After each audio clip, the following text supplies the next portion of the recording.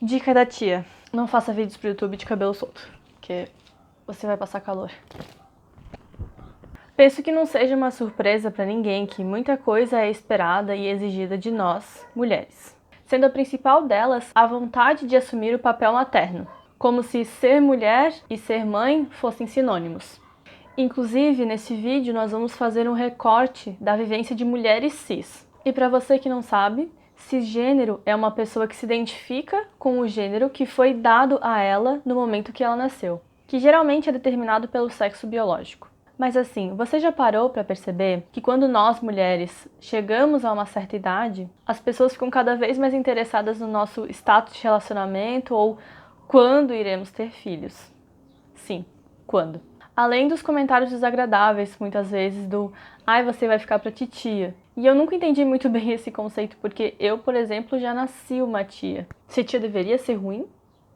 Primeiro que no imaginário das pessoas, já se parte do princípio de que uma mulher não pode ter um filho ou uma filha estando sozinha, solteira, ou não vou nem entrar no mérito de mulheres que estão em relacionamentos homoafetivos. Outra questão é assumir que todas as mulheres querem desempenhar o papel materno, sonham em um dia ser mãe. E quando elas, no caso nós, expomos para as pessoas que talvez isso não seja uma vontade, que talvez não faça sentido na vida dessa mulher desempenhar o papel materno, vem as famosas frases clichês de "você nunca vai entender o que é o amor de verdade". Talvez você não saiba, mas até meados do século XVII, lá na Europa, a maternidade era quase nada ou nada parecido com o que a gente conhece hoje. As mulheres da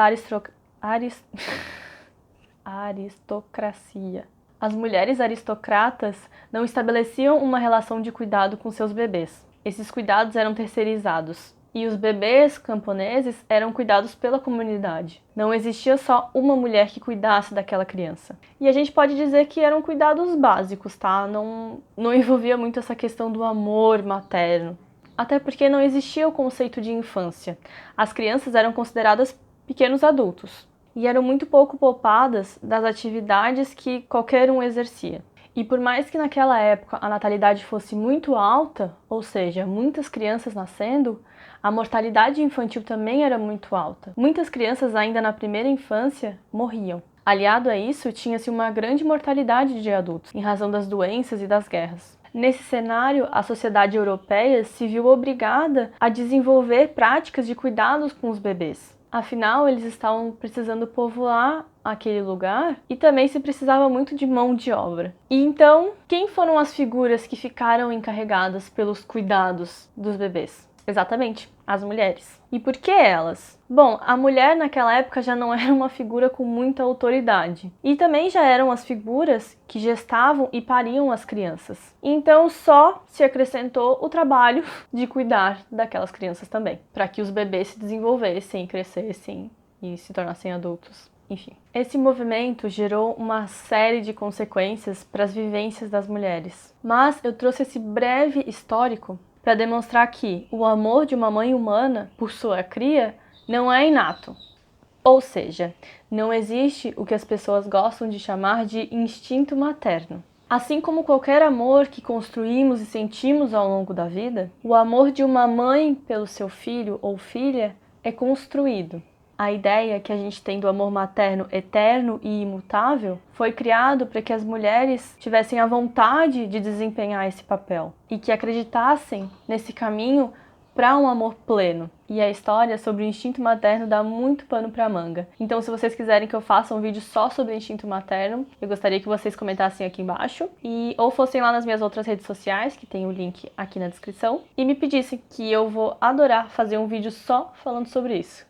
Desde a infância, nós somos ensinadas a futuramente ocupar o lugar de mãe. E isso acontece através das brincadeiras. Brincadeiras essas que envolvem praticar o que a gente percebe e aprende com as nossas cuidadoras principais, que geralmente são figuras femininas. Uma mãe, uma avó, uma tia, uma madrinha. É o brincar com a boneca e cuidar da boneca e chamar de filhinha, brincar de casinha, tudo no diminutivo. E os adultos reforçam esse tipo de brincadeira, mas comece a perceber que essas brincadeiras são incentivadas às meninas.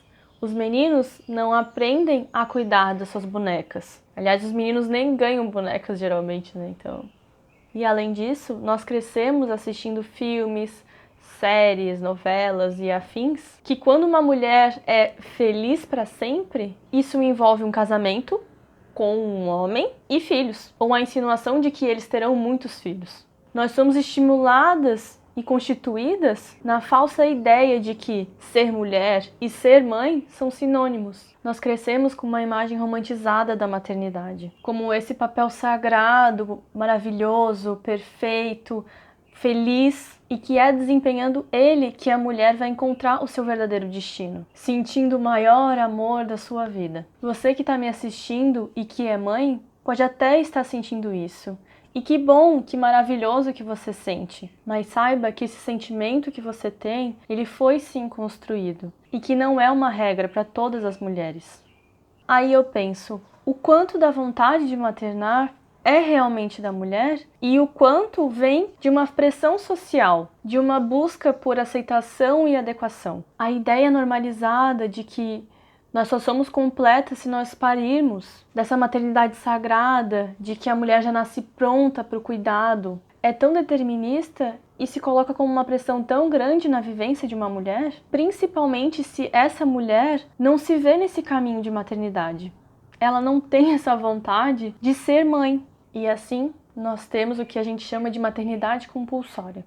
Compulsório é algo que é imposto ou que deve ser cumprido obrigatoriamente. Então, assim, traduzindo para um português bem claro, maternidade compulsória seria sinônimo de maternidade obrigatória, que a mulher se vê obrigada a ter filhos e que essa será a sua maior virtude. E a partir disso, a gente entra num tema que é ainda mais delicado. Quando naturalmente uma mulher faz um filho, ela não tá ali sozinha, certo? Isso no recorte de mulheres cis que se relacionam com homens cisgênero. Então assim, por que não existe um instinto paterno? Ou a premissa de que ser pai é padecer no paraíso? Ou que um homem só vai saber o que é amor de verdade no dia em que ele tiver um filho ou uma filha? Soa até um pouco cômico pensar isso de um homem. Então por que a gente naturaliza na vivência de uma mulher? Ser mãe é nos colocado como o único destino digno e possível. Nós acabamos ressignificando a maternidade compulsória, obrigatória, como uma forma de se apropriar de um pré-destino que muitas vezes nem sabemos se queremos. Uma mulher deveria poder escolher seu destino, deveria poder escolher sem julgamento, sem pressão, os papéis que ela quer assumir ou não. Isso que nesse vídeo eu nem entrei no assunto de mulheres que assumem esse papel e se arrependem.